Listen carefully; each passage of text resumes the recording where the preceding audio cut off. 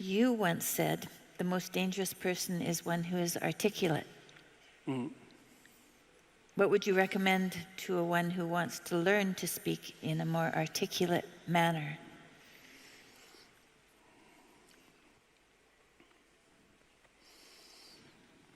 Well, articulate is an interesting word, because if your joints are articulated, and that means you can do things with them because they're articulated, right? They're not one solid, vague mass.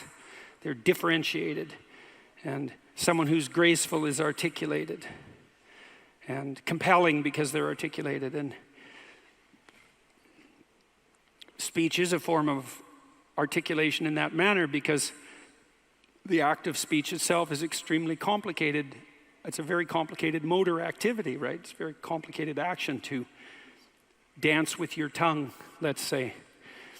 And it is definitely the case that there is no more exceptional form of the capacity to be dangerous than to be articulate. And one of the things that really shocks me, and part of the reason that my son and I and our co-workers developed this essay app, is that young men in particular are never taught this. It's like, well, why be literate? Well, do you want to be competent and dangerous, or do you want to be vague and useless? Because those are your options, and I don't care what your job is. It doesn't matter what you end up doing. If you're a plumber, I have great respect for plumbers, by the way, and you're articulate, you can negotiate with your clients, you can introduce your coworkers, you can make a case for your employees, you can advertise your services, you can think through your problems. You're firing on all cylinders. Our whole culture is based on the idea of the supremacy of the word. Our whole culture is based on the idea that it is the word itself that extracts habitable order from chaos and possibility. And the reason our culture is predicated on that is because it's a deep truth. And to the degree that our culture actually embodies that, it works.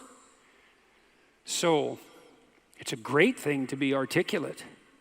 And it would be so lovely if our educators were wise enough to communicate this appropriately to young men who are striving forward, and to let them know in no uncertain terms that if they want to make themselves into forces to be contended with, that there's no surer route to that than an exceptional poetic literacy. Now, it's not like young people don't have an intuition of this. There are reasons they admire rap musicians, for example, who are often extraordinarily articulate in their performance and their capacity for spontaneous poetic utterance.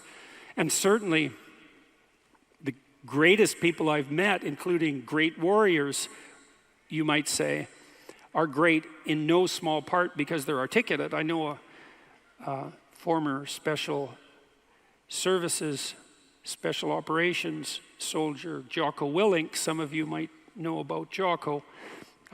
He's got a pretty decent online following, and he's about 4 feet wide and about 3 feet thick, and he's one tough son of a bitch. I'll tell you, you don't want to mess with him, and he knows perfectly well and is very capable of articulating the fact that his success as an eminent warrior is in no small part dependent on his ability to communicate. Because he could communicate well, he could listen to the men who were under his command. Because he was articulate, he could explain to his superiors the situation on the ground. Because he was articulate, he could make a case that the men under his command who were deserving would be promoted. Because he could think in an articulate manner, he could plan strategically and not lose battles. Okay, so that's the case for being articulate. And what's the alternative?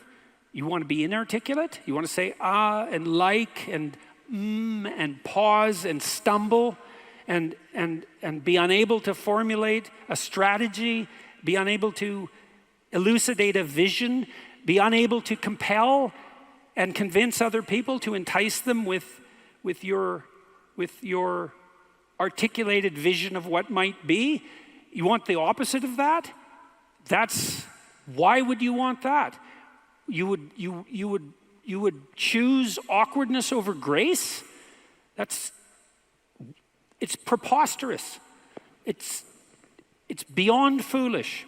And I cannot understand for the life of me why this case isn't made in a compelling manner, particularly to young men. And I know it's not being articulated to young men because they're dropping out of the educational realm in droves.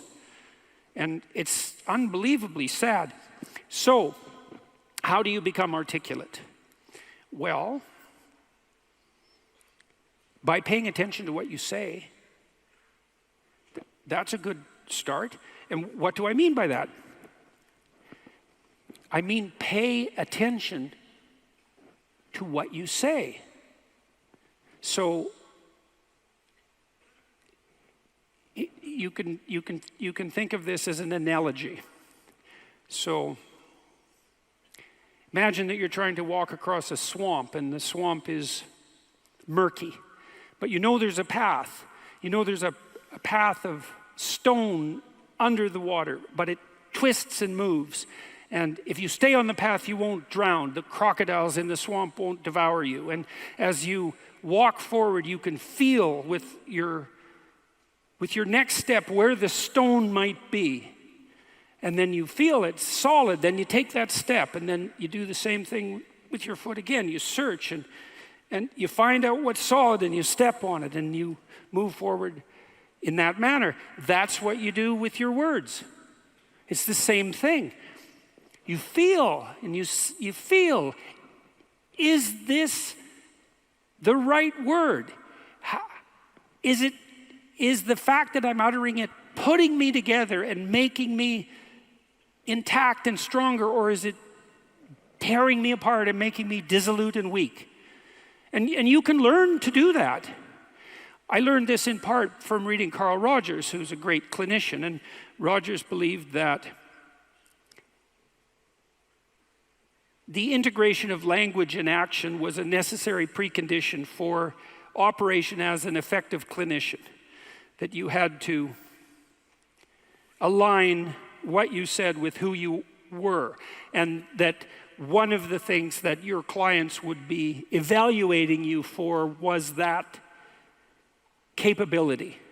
And you might say that someone with that capability manifest themselves as genuine and trustworthy.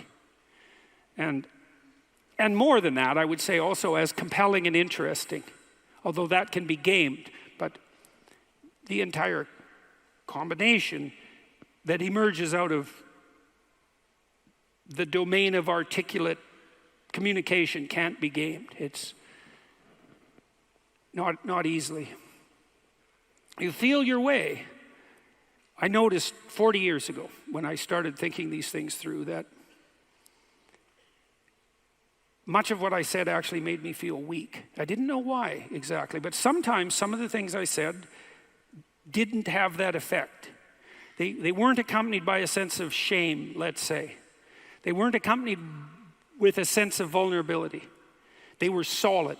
And at the beginning, that was probably only about 5% of what I said. The rest of it was instrumental. It was language I was using to get my way in the manner that Tammy described when she introduced me tonight. There was an arrogance in my use of language that had to do with the desire to attain proximal victories, right? To appear smart, let's say, to win an argument, something like that. A very different idea than merely feeling my way along to see what word was appropriate for what moment. But you can learn to do that. And you can listen to yourself, and you can stop humming and hawing and using like and and fillers. And you can take the time necessary to craft your words carefully.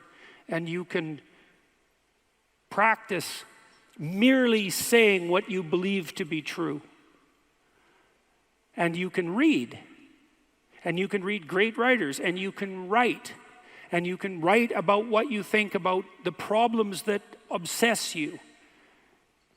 And you can become articulate as a consequence. And there'll be nothing about that that isn't the adventure of your life. And so it's a moral endeavor in some real sense. Right? To become articulate is to become the master of your own tongue. And to become properly articulate is to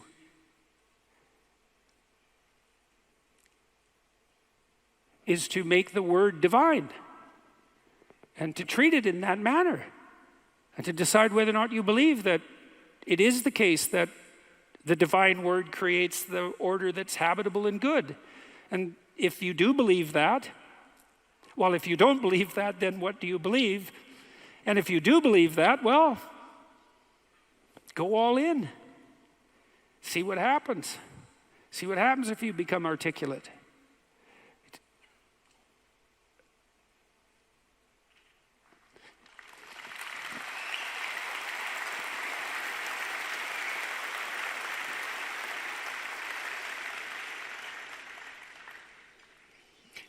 I'll give you one more small example. Tammy touched on this in the introduction too. She said she'd learned to pause. You can pause. It's a prayerful pause in some sense.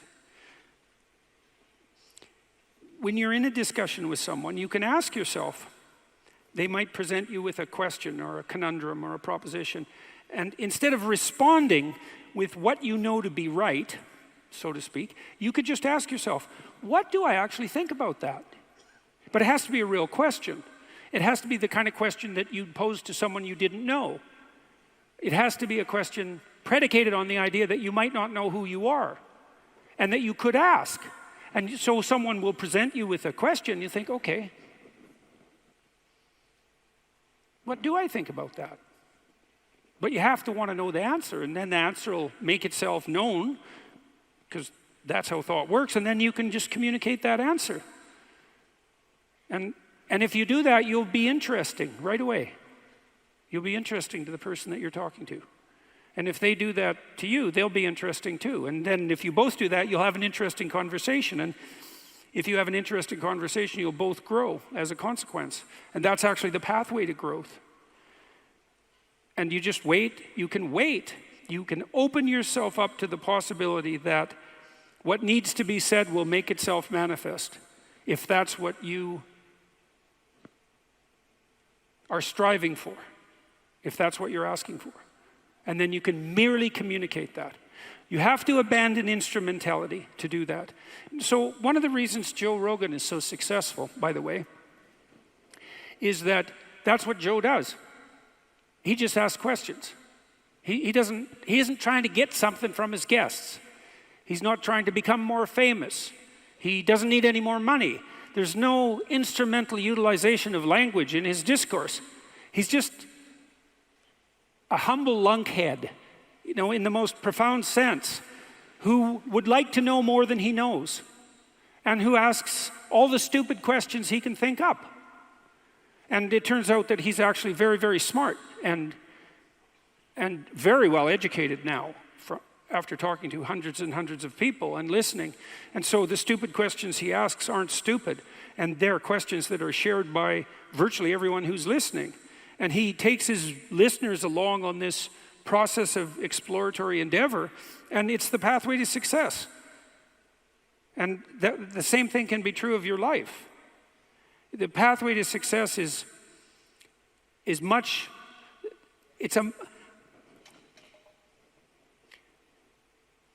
if you're guided by the spirit of honest inquiry and every word you say is reflective of what you believe to be the truth, then the pathway that you walk on is a golden pathway to success. And I know that. I know that to be true.